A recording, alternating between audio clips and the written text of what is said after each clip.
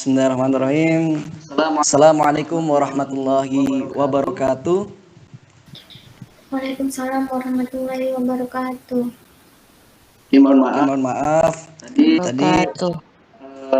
ada terkendala sedikit ya, jadi agak lama ya, mohon maaf.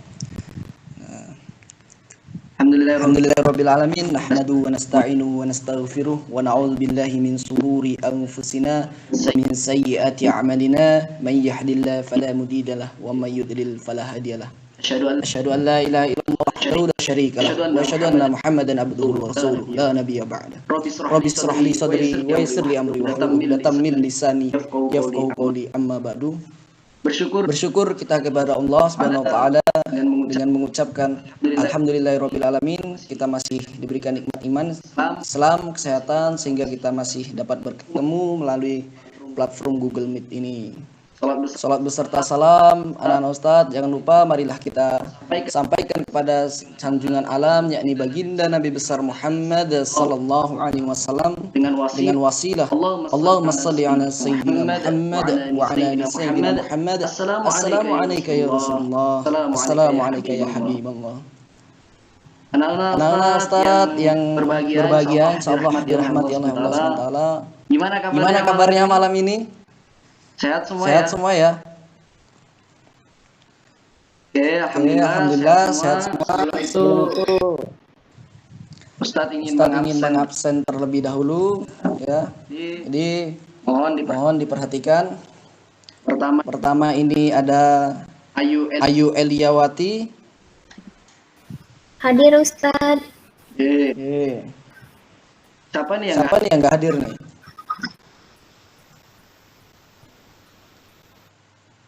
Satu orang ya, cuman si Doni yang nggak bisa hadir ya. Artinya malam ini hadir semua kecuali Doni ya. Apa keterangan Doni nih? Ya, habis kecelakaan Ustaz. Ya, semoga mudah-mudahan kita doakan Doni, anak kita, kawan-kawan kita, mudah-mudahan diberikan kesembuhan oleh Allah Subhanahu wa taala. Amin ya rabbal alamin. Nah, sebelum itu kita berdoa kepada Allah. Kita mulai dengan baca basmalah. Bismillahirrahmanirrahim. Mudah-mudahan pembelajaran kita pada malam hari ini diberikan kemudahan dan kelancaran oleh Allah Subhanahu wa taala. Baik, adapun materi kita malam ini ya, kita materi perdana anak-anak Ustadz di kelas 7, sekarang sudah kelas 7, sudah bukan anak SD lagi, jadi kurangilah waktunya untuk bermain-main di awal pertemuan ini, belajarlah dengan serius ya. Jadi pada malam hari ini kita masuk tentang fikih ya, fikih kelas 7. Alhamdulillah pada malam hari ini dan insyaallah malam ini kita membahas toharo sebagai materi pembukaan di kelas 7. Baik anak-anak Ustaz, sudah kelihatan ya layarnya. Oke. Kita malam hari ini ingin membahas tentang masalah toharo ya. Toharo ini adalah masalah yang fundamental, masalah yang sangat urgen sekali di dalam beribadah. Baik anak-anak Ustadz, ada yang tahu tentang toharo itu apa? Sebelum kita jelaskan. Ayo satu orang. Bersuci Ustadz. Bersuci. Ya. Bagus sekali. Nah, jadi pengertian toharo menurut bahasa adalah bersih dan suci dari segala kotoran. Jadi toharo ini berasal dari bahasa Arab yang akar katanya yaitu toharo yathuru toharotan ya, yang berarti bersih, suci. Nah, sedangkan menurut istilah adalah bersuci dari hadas ya, baik hadas besar, hadas kecil, bersuci dari najis yang ada di badan maupun di pakaian ya, tempat atau benda-benda yang menempel di badan yang intinya berkaitan dengan kita beribadah kepada Allah, ya, seperti itu. Paham ya? Paham ya? Kita lanjutkan ya. Toharoh Toharoh ini anak-anak Ustadz perlu diketahui bahwa toharoh ini terbagi menjadi dua bagian ya. Yang pertama itu adalah toharoh batinah ma'nawiyah ya. Dan yang kedua adalah toharoh zohiroh hissiyah. Apa maknanya Ustadz? Ya, toharoh batinah ma'nawiyah bermakna membersihkan batin kita, membersihkan pikiran kita. Jadi selain daripada fisik kita yang dibersihkan, pikiran dan hati kita juga harus dibersihkan, harus ditoharohkan. Jadi yang kedua adalah toharoh zohiroh hissiyah. Apa maknanya Ustadz? Toharoh zohiroh hissiyah bermakna bahwa yang terlihat secara fisik ya, yang kita lihat dengan mata. Jadi ada wujudnya gitu. Toharoh itulah dibersihkan seperti itu. Nah, toharoh ini ya, toharoh hissiyah tadi ya, toharoh zohiroh hissiyah tadi terbagi atas dua ya. Yang pertama itu ada toharoh hadas dan toharoh khobas. Toharoh hadas ini dia membersihkan dengan cara wudu, mandi kalau misalnya tidak ada air, boleh bertayamum gitu. Jadi intinya adalah bahwa toharoh hadas ini adalah cara mencucikannya, misalnya dengan seperti wudu ya, mandi wajib, atau misalnya dengan tidak ada air, dengan debu, dengan cara bertayamum seperti itu. Kita lanjut ya. Nah, sedangkan toharoh khobas atau kotoran ialah menghilangkan najis dengan menggunakan air yang suci ya, baik dari badan, baju, tempat ibadah atau lainnya. Nah, sedangkan toharoh khobas ini menghilangkannya itu ya dengan cara air yang suci tadi ya, baik di badan kita, artinya tempat najis itu menempel gitu. Kita bersihkan, misalnya di baju kita kena tai cicak, ya kita bersihkan gitu. Atau tempat ibadah kita misalnya ada kotoran hewan apa gitu, ya kita bersihkan supaya sholat kita menjadi sah seperti itu. Oke. Lanjut. Tata cara berwudu. Ya. Anak-anak Ustadz masih ingat tentang tata cara berwudu? Harus ingat harusnya ya. Karena udah kelas 7. Mau tidak mau harus bisa berwudu ya. Nah, ada yang ingat niat wudu satu orang, silakan. Niat berwudu. Masih malu-malu anak Ustadz nih, masih baru ya. Ya. Gak apa-apa ya. Jangan malu-malu karena memang di kelas 7 ini harusnya anak Ustadz lebih bersemangat gitu ya. Di pertemuan yang perdana ini jadikanlah pertemuan yang paling berkesan di antara kita gitu. Yo, satu orang niat wudu. Ayo. Ada yang bisa? Malu semuanya. Ya tidak apa-apa. Ini wudu. Nawaitu wudu al-raf khori fardhu. Nah, bagaimana cara berwudu, Ustadz? Ya, wudu yang pertama ya tentunya mencuci tangan, ini seperti yang digambar ini. Mencuci tangan. 3 kali kanan dan kiri. Kemudian berkumur 3 kali juga. Kemudian membersihkan hidung ya.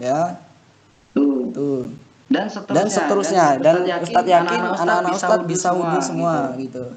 Nah, tapi perlu Ustadz sampaikan bahwa sebaiknya ketika wudu daripada kita dalam hati ngitungin wudu, misalnya kayak kumur nih, pasti kita ngitung 1, 2, 3. Kita rubahlah mindset kita ya. Kita misalnya berwudu berkumur nih. Ketika kumur, katakan dalam hati kita ya. Wahai mulut, ucapkanlah kalimat-kalimat yang baik. Ucapkanlah kalimat-kalimat Allah yang mengingat Allah, zikrullah. zikrullah.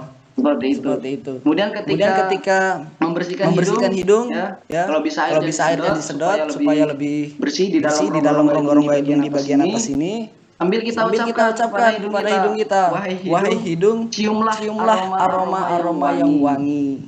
Nah, selanjutnya membasuh wajah. Setelah niat membasuh wajah itu setelah membacakan niat dalam hati atau secara lafaz, kita selanjutnya katakan kepada wajah kita, wahai wajah. Dalam hati aja nih, wahai wajah. Bersihkanlah atau hadapkanlah wajah ini kepada Allah, senantiasa menghadap Allah. Ya. Hadapkanlah wajah kita kepada Allah. Kemudian selanjutnya membasuh kedua tangan sampai siku-siku. Ya. Kita katakan juga pada tangan dalam hati, wahai tangan, jangan ambil hak orang lain, jangan mengambil yang haram. Gunakanlah tangan ini hanya untuk beribadah kepada Allah. Itu gitu. Kemudian membasuh bagian kepala. Kita katakan juga kepada kepala kita ini, wahai kepala, wahai pikiranku, bersihkanlah pikiranku. Ingatlah selalu untuk mengingat Allah Subhanahu wa Ta'ala. Kemudian membasuh telinga. Wahai telinga, dengarlah kalimat-kalimat yang baik. Dengarlah kalimat-kalimat yang mengingat kepada Allah. Nah, yang terakhir adalah membasuh kedua kaki. Kita katakan juga pada kaki kita dalam hati kita, wahai kaki, melangkahlah menuju hal-hal yang baik. Melangkahlah jangan ke tempat yang mengandung maksiat. Melangkahlah kepada Allah Subhanahu wa Ta'ala. Seperti itu. Nah, selanjutnya ada yang tahu bagaimana doa setelah berwudu. Ayo. Ada yang bisa? Satu orang? Ada yang bisa? Asyhadu an la ilaha illallah wahdahu la syarikalah. Allahumma ij'alni minat tawabin waj'alni minal mutatahhirin waj'alni min ibadikas sholihin. Oke. Sampai di situ paham ya anak-anak Ustadz ya tentang cara berwudu. Ya sebenarnya ini tata cara berwudu harusnya kita lakukan secara langsung gitu supaya lebih matang materinya. Tapi berhubung kondisi kita pandemi, maka secara otomatis mau tidak mau hanya melalui online saja seperti itu. Lanjut. Mandi wajib. Nah, kalau tadi kita berwudu itu tujuannya adalah untuk menghilangkan hadas kecil saja gitu. Jadi nggak bisa misalnya kita berhadas besar, kemudian kita hanya berwudu saja, ya sholat kita tidak sah. Jadi ketika hadas itu besar, misalnya seperti setelah haid atau setelah melahirkan atau setelah jima, ya, maka kita wajib mandi gitu. Mandi wajib. Adapun tata caranya, yang pertama tentu saja niat kepada Allah. Dan mencuci kedua tangan, membersihkan bagian yang dianggap kotor. Artinya yang kita anggap kotor itu ya kita bersihkan. Ya. Karena kemarin kita kotor ya kita bersihkan. Seperti itu. Cuci tangan kembali supaya kotornya hilang yang dari kita bersihkan tadi. Nah, setelah itu anak-anak Ustadz bisa berwudunya sampai di membersihkan telinga saja, membasuh telinga. Yang kakinya kita akhirkan setelah mandi itu senangnya.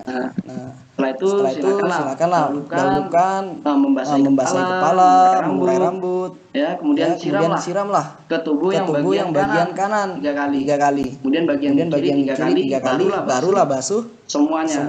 Dan itu harus sempurna. Atau gampangnya misalnya ada bak yang lebih dari 2 kulah. Ya niat mandi wajib ya. Niat mandi kemudian akhirnya tinggal masuk ke dalam bak tersebut. Insya Allah itu termasuk sah juga ya, karena memang lebih daripada 2 kulah. Artinya suci mensucikan. Sampai situ paham ya anak-anak Ustadz ya.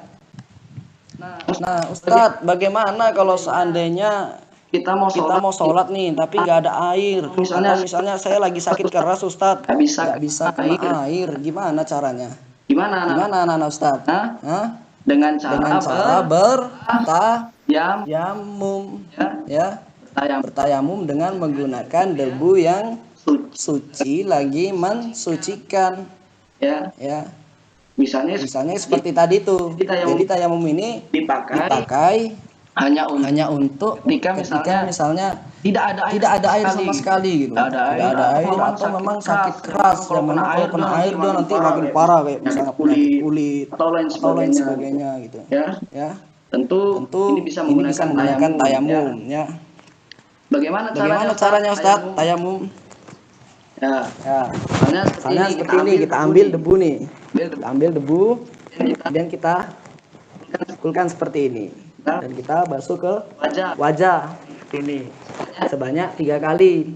Dan setelah itu kita ambil lagi debu, kita ginikan. Nah setelah itu barulah kita bersihkan, basuh tangan kita dengan debu tadi. Nah seperti itu banyak 3 kali. Nah sampai siku-siku barulah kita melaksanakan sholat. Dan tayamum ini digunakan hanya untuk satu waktu sholat saja.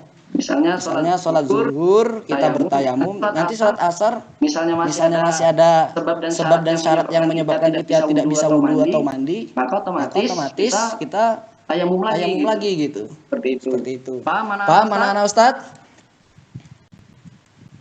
Paham Ustadz. Oke, kita lanjut lagi. Di sini kita membahas selanjutnya mengenai najis ya. Apa sih itu najis? Ini ada pengertian najis, macam-macam najis, cara menghilangkan najis, manfaat dan kegunaan bersuci dari najis ya. Pengertian najis apa itu Ustadz? Pengertian najis? Ya, najis itu adalah sesuatu yang kotor atau menjijikkan ya. Kita tahu namanya najis ya, otomatis ya harus kita bersihkan. Seperti itu ya. Jadi menjadi syarat sahnya sholat gitu. Jadi kalau misalnya kita masih memiliki najis, otomatis sholatnya pun menjadi tidak sah gitu. Lanjut. Macam-macam najis. Coba sebutkan anak-anak Ustadz. Ayu hadir yuk. Macam-macam najis apa aja yuk? Hadis mukhafafah.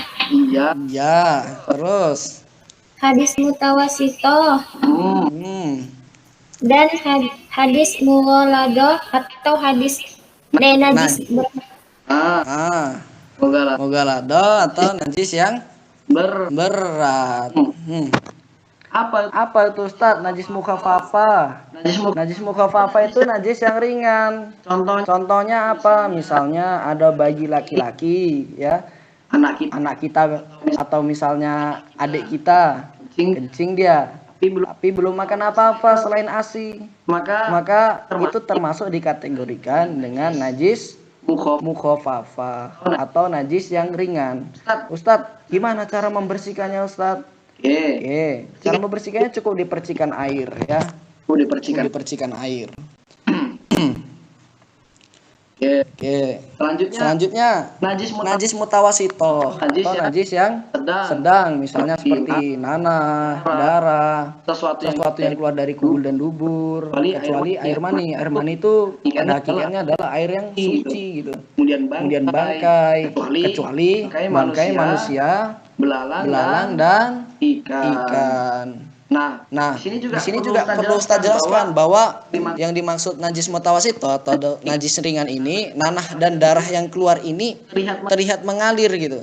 Artinya bukan misalnya nanti digigit nyamuk gitu kan, kemudian dipukul nyamuknya ada darahnya, bukan yang seperti itu. Itu masih dimaafkan lah, karena memang masih ringan. Atau misalnya ada luka sedikit, kemudian ada nanahnya pecah dia, itu tak masalah. Tapi kalau udah sampai mengalir atau misalnya cukup terlihat banyak dan itu memang tidak nyaman kita tengok, maka sebaiknya kita bersihkan. Dan yang ketiga najis mughaladoh atau najis berat. Ya, tentulah ini berdasarkan nasnya adalah Al-Qur'an dan hadis yang menyatakan bahwa anjing dan babi serta keturunannya adalah hewan yang termasuk najis mughalladho. Nah, selanjutnya najis mutawasito ini terbagi dua ya. Artinya najis ringan, najis yang sedang tadi terbagi dua ya. Yang pertama itu ada najis ainiyah, adalah najisnya itu seperti kotoran hewan. Artinya kelihatan, misalnya di depan kita nih ada tai cicak. Nah, itu disebut dengan najis ainiyah. Artinya sesuatu yang terlihat, fisiknya itu ada gitu. Bentuk nyata konkretnya itu ada. Nah, sedangkan najis hukmiyah itu berdasarkan hukumnya. Artinya najisnya ini sudah nggak berwujud, tapi bekasnya ada gitu. Misalnya seperti kencing kucing nih misalnya, contohnya ya, kencing kucing misalnya. Dia secara ainiyah, secara fisiknya itu nggak kelihatan, tapi bekasnya itu ada gitu. Nah, ini termasuk juga dengan najis. Di sini paham anak-anak Ustadz? Insya Allah paham ya. Oke, kita lanjutkan lagi. Bagaimana Ustadz cara menghilangkan najis? Ya. Yuk. Kapan yang bisa nih? Jelaskan cara menghilangkan najis. Rizky. Ada Rizky? Ada Ustadz. Cara menghilangkan najis gimana tuh, Ki? Najis apa dulu, Ustaz? Najis mukhafafah dulu. Ya. Najis yang ringan ya, Ustaz? Iya, betul. Kalau najis yang ringan, ini tidak yang anjing dan babi ya, Ustaz? Bukan. Najis mukhafafah itu yang ringan. Tadi yang kencing bayi laki yang masih dipercikan air. Dipercikan air saja kan? Oke. Kalau yang mutawasito gimana tuh cara bersihkannya? Mutawasito. Iya. Ya, kalau mutawasito dicuci dengan sabun, Ustaz. Iya. Harus kita hilangkan sifatnya itu warna, bau dan rasanya juga gitu ya kan? Nah, seperti itu. Nah, kalau yang mughalladho gimana cara mensucikannya? Pakai pasir, Ustaz. Dibasuh 7 kali dan salah satunya dengan menggunakan pasir atau Masya Allah, mantap sekali. Rizky. Oke. Nah, selanjutnya adalah manfaat suci dari najis itu. Ya. Tentu banyak manfaatnya nih, ya kan? Karena nadhafatu minal iman, kebersihan itu bagian daripada iman, ya kan? Jadi ini manfaatnya nih, baik untuk kesehatan jasmani, baik untuk kesehatan rohani, baik untuk sikap dan berakhlakul karimah. Kenapa kok sampai ke akhlak? Iya, karena namanya bersih itu gimana ya? Ya berhubungannya kepada Allah SWT. Allah kan suka yang indah-indah gitu, ya kan? Jadi secara otomatis ketika tohara seseorang sempurna, artinya ibadah dia pun juga mengikuti daripada tohara itu. Intinya lebih baik lah daripada toharanya yang ngawur, yang asal-asalan seperti itu. Karena syarat sholat ini diterima atau syarat sholat sah itu apabila dia bersuci terlebih dahulu. Miftahus sholatit tuhur, ya, kunci sholat itu adalah bersuci. Kalau nggak bersuci gimana mau sholat, seperti itu. Paham? Lanjut. Nah, ini manfaat bersuci terhadap najis, ya, merupakan syarat sahnya sholat, ya, yang seperti kita bilang tadi. Badan, pakaian, tempat, ya tentunya kita menjadi nyaman lah intinya. Melihat itu nyaman, kita melakukan sesuatu juga nyaman, ya. Hadas ini terbagi menjadi dua, ya, hadas kecil dan hadas besar. Hadas kecil itu ya cukup dengan wudu saja, ya, cukup dengan wudu. Misalnya seperti kita buang air kecil, buang air besar, itu termasuk hadas kecil. Sedangkan hadas besar ini wajib mandi junub atau mandi besar. Misalnya seperti kita setelah jima misalnya, atau setelah nifas dan lain sebagainya, atau setelah haid, ya. Itu kita harus itu termasuk daripada hadas besar. Nah, seperti ini ya, seperti yang dijelaskan tadi. Meninggal dunia pun termasuk hadas besar gitu anak Ustaz.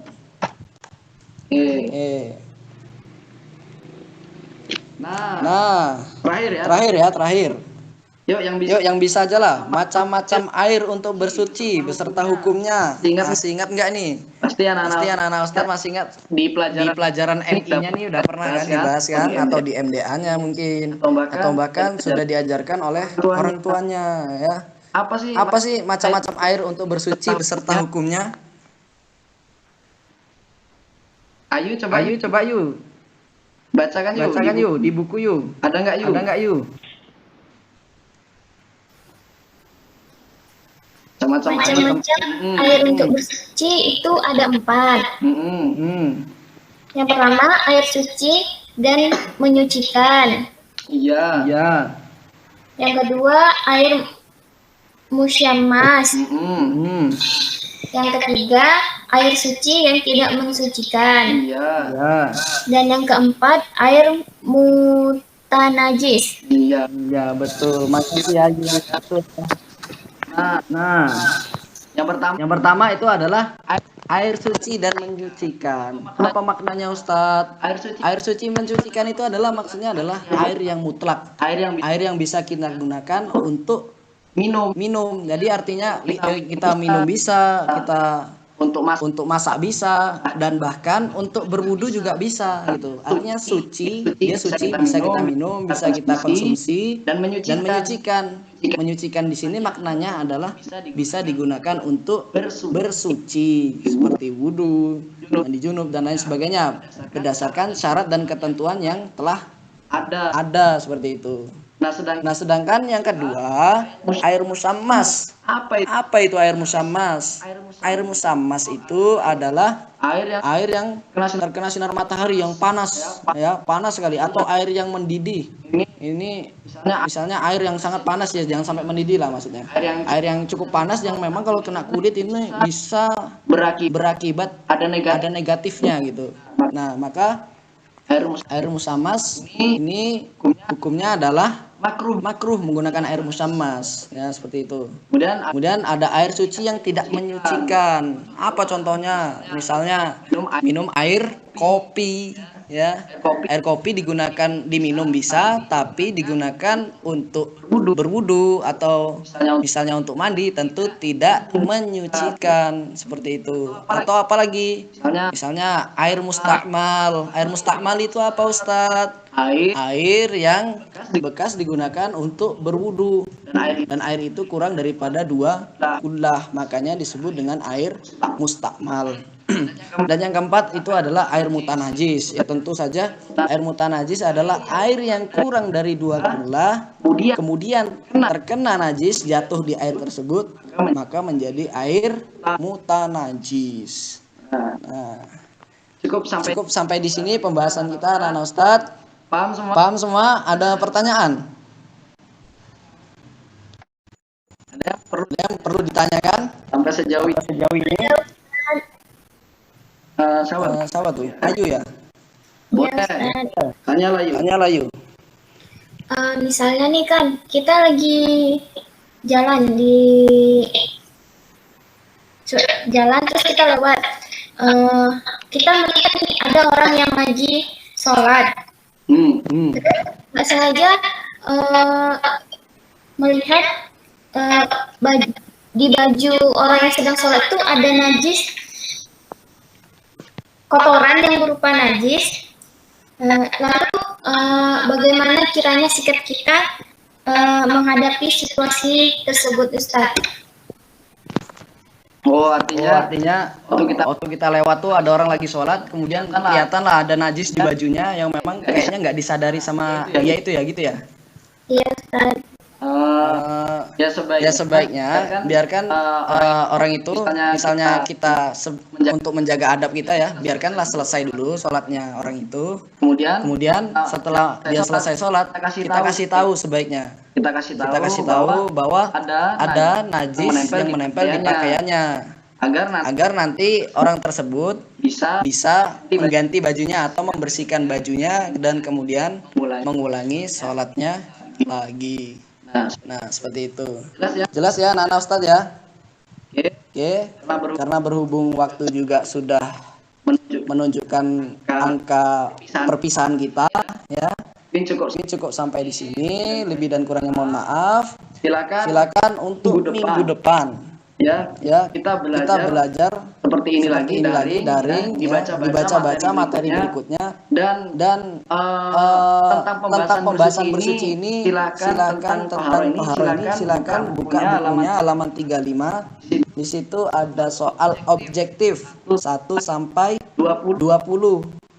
Itu mohon dikerjakan di rumah sebagai bentuk standar tentang pemahaman kalian tentang materi ini. Oke, jelas anak-anak Ustadz, jelas? Cukup jelas. Kita tutup dengan doa kafaratul majelis. Subhanakallahumma wa bihamdika asyhadu an la ilaha illa anta astaghfiruka wa atubu ilaik. Saya mohon maaf apabila banyak kekurangan dan kesalahan. Akhirul kalam. Assalamualaikum warahmatullahi wabarakatuh. Waalaikumsalam warahmatullahi wabarakatuh. Rabbi inni qad madatu yadi minka arju faidal madadi. Rabbi inni qad madatu yadi minka arju